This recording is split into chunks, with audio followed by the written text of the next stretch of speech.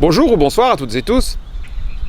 J'ai promis une petite vidéo qui allait rappeler les bases de l'évolution pour ceux qui éventuellement ne les auraient pas acquises et pour ceux qui rejetteraient le concept d'évolution à cause d'une croyance. Parce que ce que je vais faire, c'est que je vais rappeler les bases et je vais vous montrer que cette évolution n'est pas une théorie, contrairement à ce qu'on entend parfois, c'est en fait. C'est en fait que vous pouvez voir par vous-même. Par exemple, vous avez peut-être lu que dans l'histoire, on pensait que les orages, c'était la colère des dieux. Maintenant, vous pensez sans doute plus ça. Pourquoi ? Parce que les orages, on sait comment ça se met en place, on peut le reproduire en laboratoire, c'est un phénomène, je dirais, physique, électromagnétique, tout à fait compréhensible. Et donc, on ne va plus inventer que ce serait Dieu qui est en colère et qui gronderait et enverrait des éclairs. Vous croyez sans doute pas ça. Donc, quand les faits démontre que notre croyance était fausse, sur ce point au moins, il faut revoir la croyance. On a cru longtemps que la Terre était plate. Il y en a qui ont été prêts à brûler des scientifiques comme Galilée pour les empêcher de dire la vérité. Mais c'est quand même Galilée qui avait raison. Donc si vous avez envie de me brûler, parce que je dis que l'évolution est en fait, réfléchissez que finalement Galilée a eu raison. Et maintenant, comme on peut faire le tour de la Terre en bateau, en avion, en satellite, et qu'on a pris des photos depuis l'espace, etc., ça va être difficile de prétendre que la Terre est plate. Même si dans certains livres religieux, on sous-entend ou on dit, comme dans le Coran, que la Terre est plate et qu'au bout, il y a un grand mur, etc. Il y a d'ailleurs une grande porte quelque part, etc. Bon. Donc les croyances peuvent être fausses. Vous l'avez vu avec la Terre plate, avec les orages. Qu'en est-il de l'évolution ? L'évolution, à l'époque de Charles Darwin, qui, à l'instar de Galilée, je dirais, a un petit peu rendu ce point de vue célèbre, même si d'autres avant lui y avaient pensé, pareil pour Galilée. Eh bien, à l'époque, on avait une théorie sur l'évolution, que Charles Darwin donc, a publiée dans ses livres. Mais depuis, qu'est-ce qu'on a fait ? Les scientifiques, je ne parle pas des religieux ici, pas nécessairement. La première chose que fait un scientifique quand il y a une nouvelle théorie, c'est essayer de prouver qu'elle est fausse. C'est ça la démarche scientifique. Et si on n'arrive pas à prouver qu'elle est fausse, c'est qu'a priori elle est vraie. Maintenant, on peut ne pas arriver à prouver qu'elle est fausse pendant des années, voire des décennies, et puis finalement, on se rend compte qu'elle est fausse quand même. Sauf que maintenant, avec un tout petit peu de recul, mais il n'en faut pas tellement, l'évolution, on se rend compte qu'on la voit. Et on la voit tellement bien qu'on l'utilise. Écoutez, les plantes poussent, les animaux grandissent. Quand ils sont petits, ils deviennent grands. Enfin, je veux dire, les jeunes deviennent adultes, leur taille en général augmente. Quand on a décidé de faire de l'agriculture ou de l'élevage, qu'est-ce qu'on a inventé ? Pas grand-chose. On a utilisé un phénomène naturel, le fait que les plantes se reproduisent avec des graines ou des fruits, qu'elles poussent. Eh bien, on a pris ces graines ou ces fruits, on les a plantés, on les a fait pousser. On les fait grandir plus vite avec des engrais, on les arrose, on empêche les autres plantes de prendre leur place, on empêche les animaux de les manger, donc on produit plus que ce qui aurait été produit naturellement, mais on utilise un phénomène qui existait déjà. Pareil pour les élevages. Les animaux ne nous ont pas attendus pour se reproduire, mais on les fait reproduire plus, on crée des surpopulations pour en avoir plus et pouvoir les manger, etc. Ça, c'est le principe. L'évolution, c'est pareil. L'évolution, on ne l'a pas inventée. On l'a constatée, notamment via Charles Darwin, et on l'a utilisée, en fait on l'utilisait déjà sans le savoir, pour faire des races de chiens, par exemple.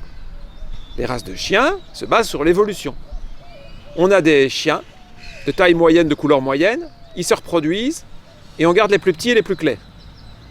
La génération suivante, on va avoir des individus un peu plus grands, un peu plus petits, on garde les plus petits et les plus clairs. Et puis chaque fois on va gagner 1 mm, 2 mm, 5 mm. On va avoir un individu qui est presque blanchâtre, puis vraiment blanchâtre, puis quasiment blanc et puis blanc. Et donc on a créé des petits chiens blancs à partir de grands chiens gris. Mais on a aussi fait des grands chiens noirs, parce qu'on gardait les plus grands et les plus foncés.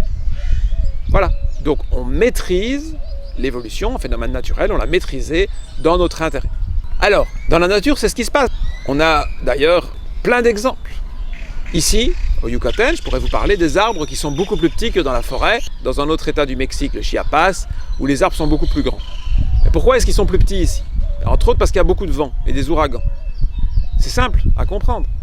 Si les arbres venaient directement, on va dire du Chiapas ou du Guatemala par exemple, ou du Belize, ils viennent ici, ils poussent. Ceux qui sont grands, ils se font emporter, ils tombent quand il y a trop de vent. Donc il reste que les plus petits. Donc finalement, il n'y a plus que des petits. C'est ça l'évolution. Et si vous ne voyez pas ça, je vais encore vous donner des exemples. Les poules. Tout le monde a déjà vu des poules. Les poules, elles sont, je vais regarder les chiffres, éventuellement je les mettrai à l'écran, mais elles sont 3 fois plus grosses qu'à l'origine. Mais l'origine est toujours là. Les poules sauvages, qui est en fait le coq banquiva, j'ai fait toute une fiche sur la question, je vous laisse aller lire. C'est une espèce d'oiseau sauvage qui vit en Inde, au Népal, en Asie du Sud-Est, à Sumatra, et peut-être encore plus à l'est comme aux Philippines, même si elles ont peut-être été introduites aux Philippines. Eh bien, elles font un certain poids, et regardez le poids d'un poulet aujourd'hui. Nous avons fait évoluer le coq banquiva pour avoir dans nos élevages des poules beaucoup plus grosses pour avoir plus de viande. Pareil pour le nombre d'œufs. Voici le nombre d'œufs que pond à l'état sauvage les poules, le coq banquiva, la femelle du coq banquiva, donc la poule sauvage si vous voulez. Et voilà combien pondent les poules d'élevage pour les œufs. Comment est-ce qu'on a fait ça ? C'est pas difficile. Vous avez une poule qui pondait 45 œufs, une autre qui pondait 50, une autre qui pondait 40. On prend celle qui pond 50. Et les œufs des 40 et 45, on les mange ou on les jette ou peu importe. Et puis celle qui en pondait 50, forcément, on va garder, disons, 10 œufs, et dans les 10 œufs, il y en a peut-être 2 qui vont produire 52. Et donc on garde celle de 52, puis on arrive à 54, 55, 56. Et voilà, on est à des centaines, et on va toujours sélectionner pour faire plus. C'est ça l'évolution. Dire que ça n'existe pas, je dirais, je comprends même pas. Alors, le problème, je l'ai constaté en discutant avec en Allemand que j'ai rencontré en Malaisie, c'était marrant parce qu'ils cherchaient absolument des faisans. Alors j'ai vu les faisans qu'ils voulaient voir, une des 2 espèces qu'ils voulaient voir, que voici. Et il n'était pas très loin, il était à quelques centaines de mètres, je venais de le rencontrer, donc j'étais le chercher en courant, puis je lui ai montré les faisans. Il était très content, puis je lui ai demandé évidemment pourquoi est-ce qu'il aimait tellement les faisans. Donc il m'a dit qu'il avait en élevage. Alors évidemment je me suis choqué en me disant qu'il soutenait la chasse ou qu'il les bouffait. Il m'a dit non, c'est des élevages de faisans rares pour les réintroduire. Bon. Ça part d'une bonne intention, même si c'est pas comme ça qu'on fera de la conservation. Ça c'est une autre histoire. Puis il me dit qu'il est catholique. Je me dis tiens, je sais plus pourquoi il me dit ça. Et je lui dis tiens, est-ce que tu lis dans tes enseignements religieux, est-ce que ça ne contredit pas ce que tu connais puisque tu vas dans la nature pour voir les faisans ? Il me dit moi je crois pas à l'évolution, comme ça, de but en blanc. Je lui dis mais tu fais des élevages de faisans, donc tu connais ceux qui font des élevages de faisans de Colchide ? Il me dit oui. Ils en sélectionnent des blancs, des noirs, etc. Il fait oui. C'est ça l'évolution. Mais il me dit non, l'évolution c'est que l'homme descend du singe. Alors c'est comique parce que l'homme ne descend pas du singe. Et c'était un des messages que je voulais faire passer, ça ne veut même rien dire que l'homme descend du singe. L'homme ne peut pas descendre d'un animal qui existe. Alors je vous montre un exemple, je dirais très distant, des hommes, pour que vous preniez du recul. Je vous montre 2 roselins, qui ont leur fiche sur mon site. Le roselin familier et le roselin de Cassin. Regardez, je vais faire afficher à l'écran, leur divergence. Qu'est-ce que ça veut dire ? Ça veut dire qu'ils ont un ancêtre commun de cette époque. Ça veut dire donc qu'à l'époque, il n'y avait pas le roselin de Cassin, il n'y avait pas le roselin familier, il y avait un autre oiseau qui vivait en Amérique du Nord. Et puis, cet autre oiseau s'est divisé en 2. Pourquoi ? Parce que, par exemple, il faisait froid, donc il n'y avait pas moyen de vivre en altitude. L'un s'est réfugié à l'ouest, l'autre à l'est, donc ils sont séparés géographiquement, et donc ils évoluent séparément, ils divergent. C'est ça que ça veut dire diverger, évoluer séparément. Et donc, quelle que soit leur évolution éventuelle de plumage, de forme, de chant, etc., génétiquement, ils évoluent. Pour arriver à un stade, après quelques centaines de milliers d'années, ou en millions d'années environ, par exemple, où même s'ils se rencontrent à nouveau, ils ne peuvent plus se reproduire ensemble. Encore une fois, c'est quelque chose qu'on voit très bien, on peut le faire artificiellement, on l'a fait.